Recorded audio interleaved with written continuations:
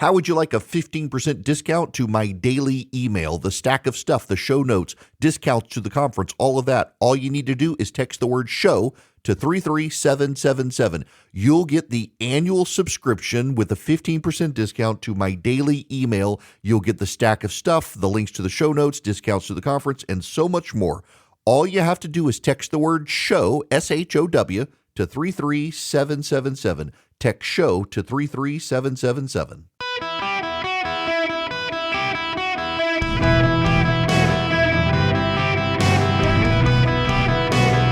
Welcome to the Eric Erickson Show podcast, Hour 3. Greetings, conversationalists. Welcome. It is Eric Erickson here across the United States of America. The phone number is 877-973-7425. If you'd like to be a part of the program, I'm always happy to have you. I have avoided raw politics for today until now. It's time to talk about the next 29 days. I realize the Democrats can say it's not good for a former president of the United States to be tied with Kamala Harris 29 days before the election, but that's spin. The reality is it is not good for Kamala Harris to be tied with Donald Trump 29 days before the election, and this is a tied race. That's not good for the Democrats, and here's why. I realize they can spin it against Donald Trump and say, no, he shouldn't be tied with her, except there's a problem. And there's an indisputable problem, and it's one Democrats can't dispute and don't want to dispute. 100% of Americans have an opinion on Donald Trump, and the majority of them don't like him. A majority of Americans don't like Donald Trump, and the people most likely to vote don't like Donald Trump. And yet, Kamala Harris, who still has high unknowns, is only tied with a man a majority of Americans don't like. That means it's a problem for her, not him. Here's what Kamala Harris is taking comfort in. And this, by the way, is why you have these conspiracy theorists on the right claiming that Joe Biden is steering hurricanes to Florida, Georgia, North Carolina. And it is because the people most likely to vote actually are the ones most likely to vote for Kamala Harris. Donald Trump's voters are low propensity voters. He has to get them to show up. And so you have these nuts on the right seeding the conspiracy theories that, well, they sent the hurricanes to stop people from being able to show up and vote. And that's why Donald Trump is going to lose. It's almost a wish-casting defeat by saying, well, they sent the hurricanes, the government was so powerful, it steered these hurricanes. You know, if the government's powerful enough to steer hurricanes, the government is powerful enough to stop Donald Trump in other ways as well. I mean, the reality is, and I know this makes some of you mad when I say it, but it's God's honest truth. If you believe the election was stolen in 2020 when Donald Trump was president, why did you decide to nominate him in 2024 when he's not president? It doesn't have the power of government. But the reality is it's not good for Kamala Harris right now to be tied to Donald Trump. Nate Silver's projections, by the way, I looked this morning. I pay for Nate Silver, so you don't have to. He says Kamala Harris has about a 56% chance of winning the Electoral College. He thinks she wins Pennsylvania. I actually think Donald Trump wins Pennsylvania. I think Donald Trump wins North Carolina, Georgia, and Arizona. So if he wins Pennsylvania, that's the whole game. And I think he does. Now, could be wrong there, but there was a story out this morning that Kamala Harris is losing working class voters in Philadelphia, and that's a problem. She's going to win Philadelphia. She's going to win Delaware County, Pennsylvania, but she's going to not do as well as Hillary Clinton or Joe Biden when it comes to the working class vote there, and that's going to hurt her. And part of Kamala Harris's problem is she opens her mouth. This is her on 60 Minutes. Listen to this. But it seems that Prime Minister Netanyahu is not listening. Well, Bill, the work that we have done has resulted in a number of movements in that region by Israel that were very much prompted by or a result of many things, including our advocacy for what needs to happen in the region. What?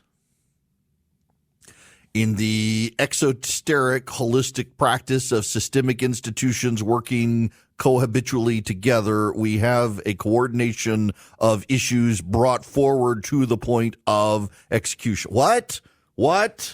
And then listen, she does this podcast, Call Her Daddy. Call Her Daddy is a sex advice podcast for women, among other things. To give you an idea of it, it once did a episode called Slut Camp.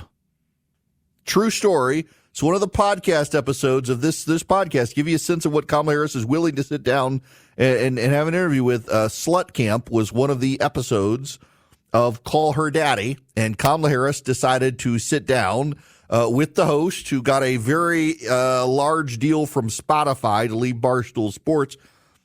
She gets asked, Kamala Harris does, a very basic question. Listen to the answer. I'm curious, like, you don't do too many long form interviews. What made you want to do Call Her Daddy today?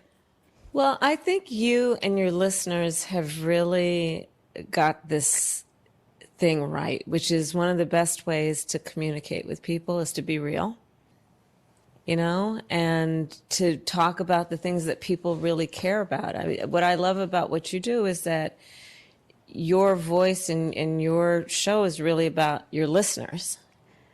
And I think especially now, this is a moment in the country and in life where people really want to know they're seen and heard, and that they're part of a community, that they're not out there alone. And so I'm really glad to be with you. Okay. Those of you listening to me, you're not going to be able to appreciate this. Pull back up the shot. Pull back up the shot. Those of you listening to me and not watching the video of the live show, you're not going to be able to appreciate this. But there's a problem. Kamala Harris's makeup is about the same color as the wood paneling behind her. So it makes her look off. Her face to her hands, the chair, the makeup, the wood paneling, it all makes her look artificially bronzed, like, people talk about Donald Trump and his, it's kind of like that was not a good, like the advance team, they messed that one up. And she couldn't give like a good answer. But then there was also this question, and I had to chuckle at this exchange. I want to take a moment, and can we try to think of any law that gives the government the power to make a decision? I know what you're going to ask. About a man's body. No. Is there any law? No. How stupid are these people? Ladies and gentlemen, is there any law from the government of the United States that controls a man's body? Or how exactly was it phrased? I want to take a moment. Want to take a moment? Can we try to think of any law that gives the government the power to make a decision? I know what you're going to ask. About a man's body. The draft, you idiots! The draft! How stupid do you have to be? Yes! No woman can be compelled to go die on a battlefield, but every man in America can be summoned by the draft. You talking point morons! You come up with the question that says, I got a good one. There's no law that allows the government to control a man. Yes, there is, you morons. The draft. Good Lord. Oh, they thought they had a zinger on that one, and every woman in America listens, oh, that's a good question. There's no law, because you don't have to go die on a battlefield for your country. Now, do you? No. Of course there are laws that apply to men that don't apply to women. I realize you're trying to make a cheap shot on abortion, but you fell into one where you proved yourself to be a talking point ignoramus. Just needed to say that. Now, she's going from call her daddy to Stephen Colbert, where she will be, he will perform a audio-visual sex act on her for the public, because that's all Stephen Colbert can do when a Democrat comes on his show. It's going to be a slobbering NC-17 festival in a chair. Talk about a casting couch call with the Democrats. That's all Stephen Colbert does to the Democrats is, oh, please, touch me. Yes, let me, please. Will you please pat my head, please? Will you please tell me how awesome you are, please? Please breathe heavy on the back of my neck, please. That's all. That is Stephen Colbert's interview with a Democratic politician. And then she'll go to Howard Stern, where it will be much of the same, and The View. My gosh, The View. Yes, she's got to go back to The View. Shield your eyes for what you're about to see. My goodness gracious. Those are really tough interviews for Kamala Harris. The Democrats are concerned about all of this, as you might imagine, because Donald Trump is everywhere and she is actually nowhere. In fact, there's a big media blitz happening. The campaigns, according to CNN, of Kamala Harris and Donald Trump have made strategic adjustments in the content of their TV advertisements. The Harris campaign has been focused on abortion. They're going to try now to do taxes as the number one issue, abortion and housing. Trump, what's it going to do? Inflation, housing, the economy. Inflation, housing, and the economy. Probably good for him to focus on those, although maybe he should focus on crime as well. But wait, there's more. Absolute Democratic panic setting in about Kamala Harris. This is from Politico. Trump is everywhere. Anxious Democrats wonder why Harris isn't.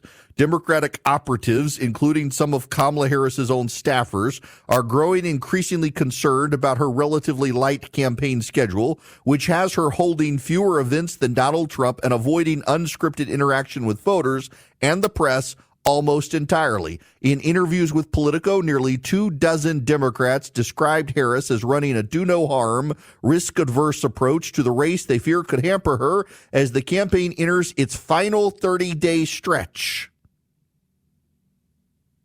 With early voting by mail and in-person already underway in more than half the country, Harris spent just 3 days of the last week of September in battleground states. On September 28th, when Trump gave a speech in Wisconsin before flying to Alabama for the Georgia-Alabama football game, Harris was attending a fundraiser in San Francisco. And beyond concerns about her schedule, Democrats argue that Harris would benefit from venues that allow her to introduce herself to voters in a more authentic way, like town hall events, sit-down interviews, and unscripted exchanges with voters. They're not doing that. She's going on Howard Stern and The View and Stephen Colbert and Call Her Daddy and 60 Minutes, where she's being asked softball questions that independent, curious voters who have some concerns aren't going to be.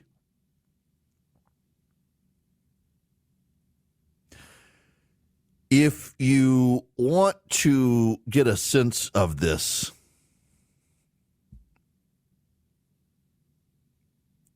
this should, for those of you who are Democrats, make you quake in your boots. Kamala Harris's travel on the campaign is far less than Joe Biden's in 2020. In fact, Kamala Harris's travel schedule and the number of trips into battleground states that are advertised thus far is about identical to Hillary Clinton's in 2016. How did that turn out for the Democrats? Blinds.com Cyber Monday Last Chance is happening now. Don't miss out on up to 45% off site-wide. A Blinds.com design expert can help you make the perfect selection on your schedule. We can handle everything from measure to your whole home installed for one low cost. With over 25 million windows covered, Blinds.com is the #1 online retailer of custom window coverings. Save up to 45% site-wide, plus a free professional measure right now at Blinds.com. Rules and restrictions may apply. AI might be the most important new computer technology ever. It's storming every industry. Everybody's talking about it. Billions of dollars invested, so buckle up. The problem is AI needs a lot of speed and processing power. So how do you compete without costs spiraling out of control? It's time to upgrade to the next generation of the cloud. Oracle Cloud Infrastructure, or OCI. OCI is a single platform for your infrastructure, database, application development, and AI needs. OCI has 4 to 8 times the bandwidth of other clouds, offers one consistent price instead of variable regional pricing, and of course, nobody does data better than Oracle. So now you can train your AI models at twice the speed and less than half the cost of other clouds. If you want to do more and spend less, like Uber, 8x8, Databricks, Mosaic, take a free test drive of OCI at oracle.com/Erickson, ERICKSON. That's oracle.com/Erickson.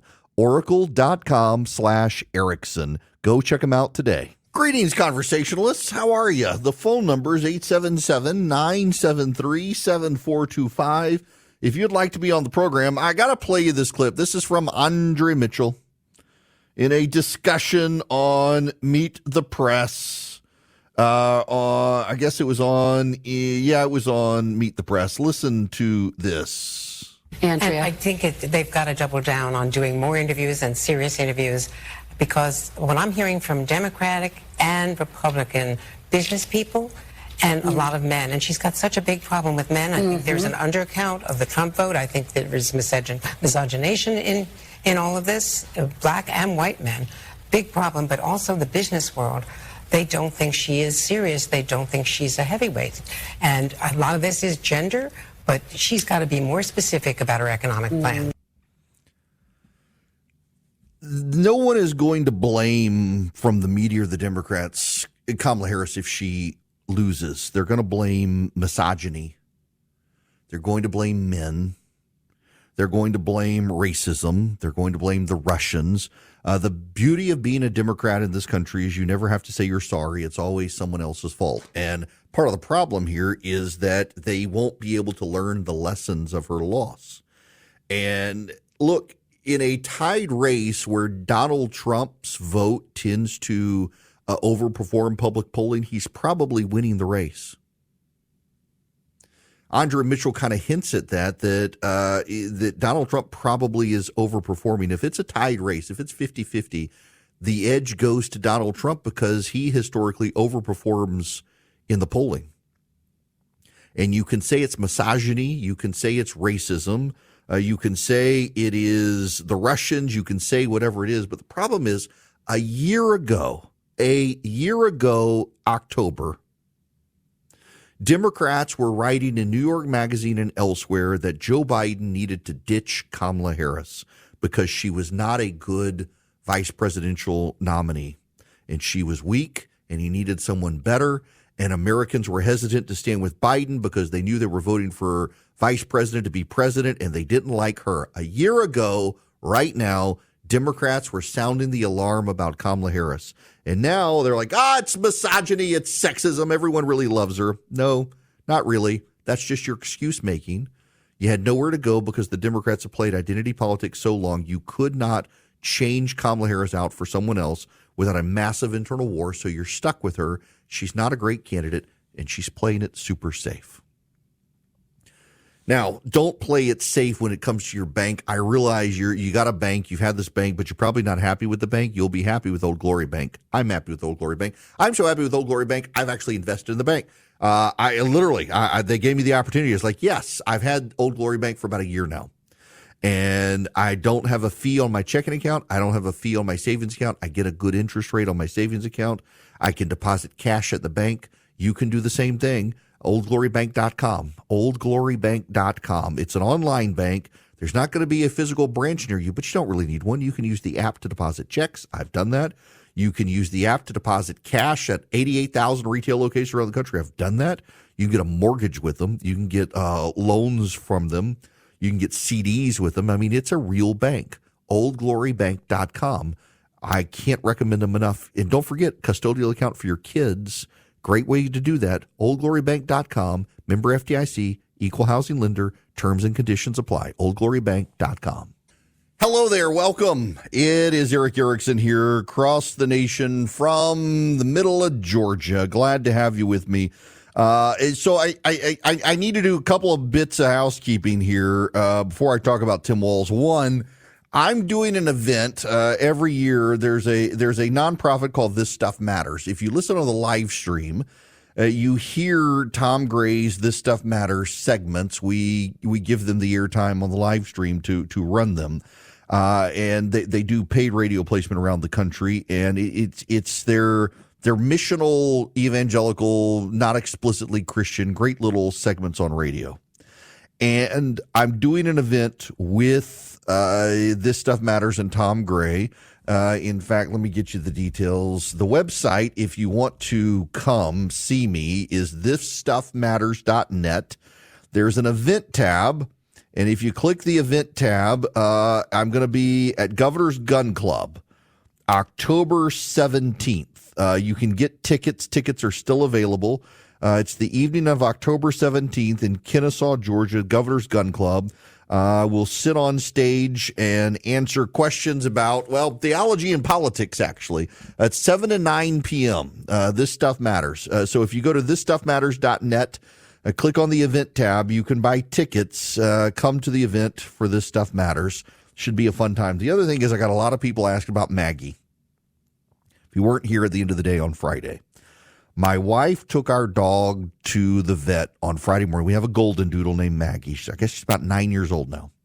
And Maggie has a massive lump on her throat. And it was so big, in fact, the doctor said this is probably not good. And they couldn't remove it because it was so tied to the windpipe. And so what they wanted to do over the weekend was put Maggie on steroids, see if it could shrink this growth. Otherwise, we're going to have to take Maggie to the University of Georgia. They've got specialists up there who could remove it. Thankfully, the steroid pack caused the mass to shrink.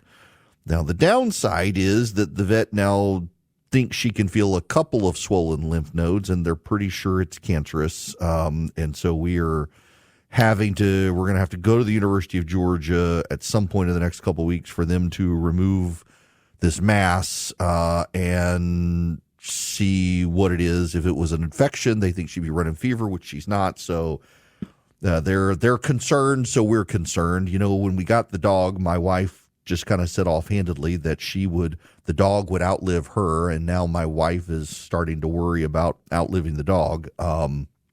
So prayers appreciated. We don't really know what we're dealing with yet. We thought we had a real good sense of it, but we don't, since the steroid pack worked, and we're going to have to go now see these specialists. So I hear they're fantastic, but I will keep you posted. All right. I got to move on to Tim Walz, because it is at this point really obvious that the Democrats really thought they had a good candidate, and they don't. Tim Walz is such a bad candidate for vice president that Saturday Night Live feels no need to defend him. If anything, they think they can attack Tim Walz to avoid attacking Kamala. His debate performance made it into Saturday Night Live with a Kamala Harris, Doug Emhoff in the background as Kamala Harris is drinking an ever-growing glass of wine, listening to Tim Walz on stage. That's the setup. And Governor Walz, same question to you. I don't know the answer, so I'm going to just say the word fundamental a bunch. Because debating is 30% fun and 70% demental. How am I doing? Okay. He's out there. He's doing his thing, whatever that may be. Come on, just relax. You know, you haven't had a night off in 3 months. Do you want to watch something less stressful like the Menendez Brothers show? I don't know, Dougie. I kind of wish I had picked Josh right now. Oh, Josh Shapiro? No, Josh. Cabernet. Look, Tim will be fine. It's not like he's going to say something crazy. I've become friends with school shooters. That's her breaking her wine glass in her hand. Okay, little flub there. You know what, Doug? You were right. Let's watch something more fun. Ooh, like a rerun of my debate. Remember when I said his crowds were tiny and I broke his brain? Of course I do. Look, this isn't easy for me either. As a goofy white guy, this really sets my fellas back. At least, I mean, you could laugh. It was funny, but it's funny because you all know it's a bad pick.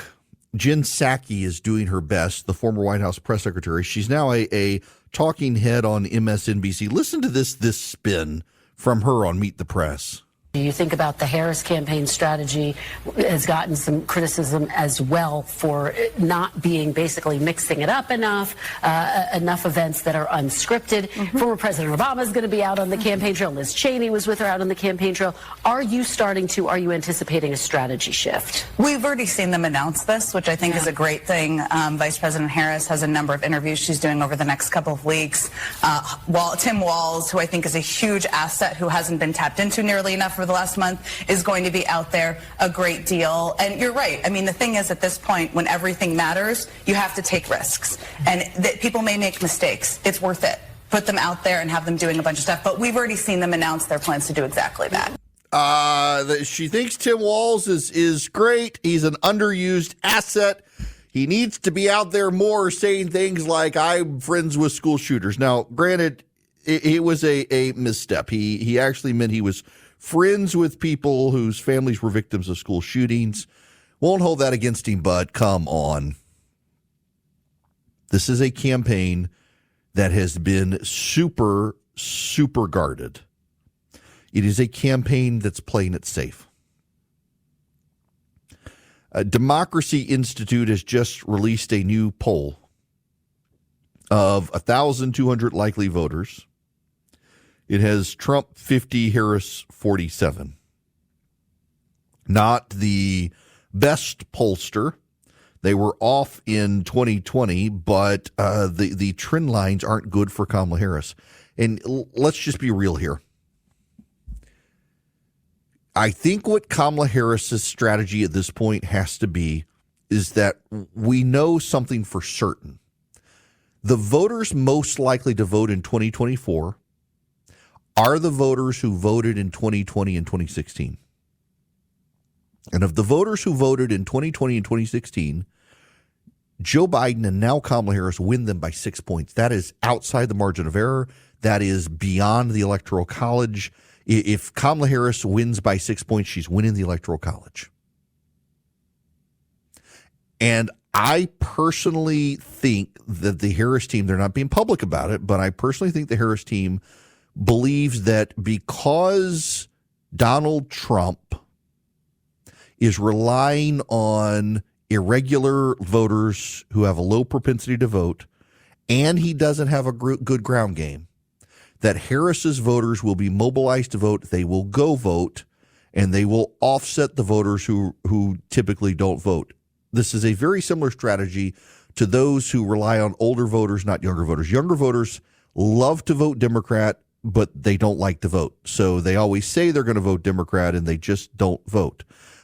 There's a big warning sign there for candidates who have overwhelming support among the young, because those voters tend not to go vote. And by the way, Donald Trump is doing a little better with young voters than prior Republicans. He's still not winning them, but he's doing better. But those voters are less likely to go vote and very often don't go vote. So my guess, my educated guess from having run campaigns is I think the Harris campaign is trying to maximize her base turnout with the presumption that low propensity voters aren't going to go vote. So she's playing it safe, avoiding missteps, doing softball interviews that her base is going to see, and she's just given up persuading independent voters. And it makes sense to do this if you're the incumbent, because undecided voters this late in the game overwhelmingly break against the incumbent, which tells me the way the Democrats are running this race is they're running it as if it's a typical race. Why does that matter? Because they treat Donald Trump as if he's an atypical candidate. They treat Donald Trump as if he is some wild factor. And there's reason to believe that. Go to 2022. Historically, the party that controls the White House takes big losses. And the Democrats did not. There were some. There was actually a red wave in portions of the country, including New York and California. It just got offset by the lack of the red wave elsewhere. Historically, the party that controls the White House has big losses in a midterm election, and Joe Biden did not. So the factor there is Donald Trump and Trump Republicans, many of whom got crushed in the general election. Kamala Harris is playing up threat to democracy, although not as much as Joe Biden did. She's really talking about abortion. She's playing to the base. She's playing this not as if Donald Trump is an atypical candidate, but she's playing this as if Donald Trump is actually a very typical candidate with a side factor of the people most likely to vote don't like him. So the people most likely to vote lean Democrat right now. She's trying to maximize their turnout. And she's presuming that low propensity voters have a low propensity to vote. And if she leaves them alone, ignores them, Donald Trump doesn't have a ground game to mobilize them. Therefore, she wins. That appears to be her strategy. And that is a very play it safe strategy. What it also is a recognition that her private internal polling, more likely than not, does show that voters are tying her to Joe Biden. And because voters are tying her to Joe Biden, she's getting penalized. And because those voters tie her to Biden and she's getting penalized, there is no reason for her to try to motivate a large segment of undecided voters. Now, point of fact, there aren't a ton of undecided voters out there, but there are just enough to matter. Likewise, you see on the Senate side, there's a big tell that things are not going the way that Chuck Schumer wants them to go. And given the number of states where this is having an impact, it also suggests there are some problems for Kamala Harris out there in the Electoral College. Chuck Schumer's now spending in his Senate Majority PAC $10.76 million in Ohio. He would not be spending $10 million in Ohio if Sherrod Brown were not underwater there. Remember, polling average right now has Sherrod Brown up by 3.3 points. The New York Times has Brown up 4. YouGov has Brown up 4. Emerson College has Brown up 4. But Republican and Democratic internal polling, which tends to be more comprehensive, has Brown behind. In Pennsylvania, he's spending $5 million at a time that Dave McCormick is starting to surge. You know where they're barely spending money? They're only spending $2.4 million in Montana. For perspective, they're spending $2.25 million in Wisconsin against Eric Hovde. That they're not spending a whole lot of money in Montana, relatively speaking, isn't just the media market. It tends to be that they're trying to slowly put the pillow down on John Tester's campaign's face. It looks like the Republicans are going to take the Senate. But I got to tell you, the way Kamala Harris is operating her campaign right now, she's playing it in a way you don't play when it's tied, except you've taken the calculation that every voter you mobilize from here on out is a voter against you. And she's worried about that. And that, again, suggests that this is probably Donald Trump's race to lose. He can still lose it. But right now, I think if the election were held today, Donald Trump would wind up winning when I see the way this is played out. Hillsdale College would love to have a relationship with you. If you go to ericforhillsdale.com, E-R-I-C-K, ericforhillsdale.com, you can sign up. In fact, it's been a while since I've gone there. I'm going to do it for you. E-R-I-C-K, Eric for Hillsdale.com, ericforhillsdale.com. What you see when you sign up, you get a free pocket-sized copy of the Constitution and Declaration of Independence, but also the Constitution Minute. You can get Hillsdale College's podcast and their podcast network. You'll even learn how to sign up for Imprimis. Fill out the information, get your free pocket Constitution, and then you can also sign up for Imprimis completely free. In fact, my mother, I have not gotten my copy of Imprimis in the mail yet. My mother, she got her copy. My mom subscribes as well. You get it completely for free. You can get their podcast for free. You can get Dr. Arndt's lectures on the Constitution for free. Victor Davis Hanson's lectures on citizenship for free. You listen to it at your own time. Subscribe with your favorite podcast app to the podcast network and get your free copy of the Constitution Declaration of Independence. Get it all from Hillsdale College. Go to Eric, E-R-I-C-K, ericforhillsdale.com today. ericforhillsdale.com. Start your relationship with Hillsdale College. You get so much for free, so deeply rewarding, great educational tools. Hello there. Welcome. It is Eric Erickson here. The phone number is 877-973-7425. Ladies and gentlemen, we have a massive, massive storm bearing down on the state of Florida. If you are the praying sort, now is the time to pray for the people of Florida. This is a massive, massive storm. It has become a Category 5 hurricane. It is expected to make landfall, the eye of the storm, or just north of Tampa Bay, which means that the south side of the storm, because it's traveling east, is going to be it's going to be a brutal hellscape when it comes through. And it is supposed to go across the state of Florida, basically tracking the I-4 corridor. So it will breeze through to Orlando. Jacksonville, Florida will be impacted, although because it'll be on the north side of the storm, not nearly as bad as what the south side will get. Lake Okeechobee in that area is going to be very hard hit out to Port St. Lucie and Vero Beach. If you are listening to me right now and you are around the I-4 corridor, you need to get out. You need to travel north, not south. You need to be on the road tonight. You need to get out. This storm is going to be massive. This storm is going to be something you have never experienced and that you do not want to experience.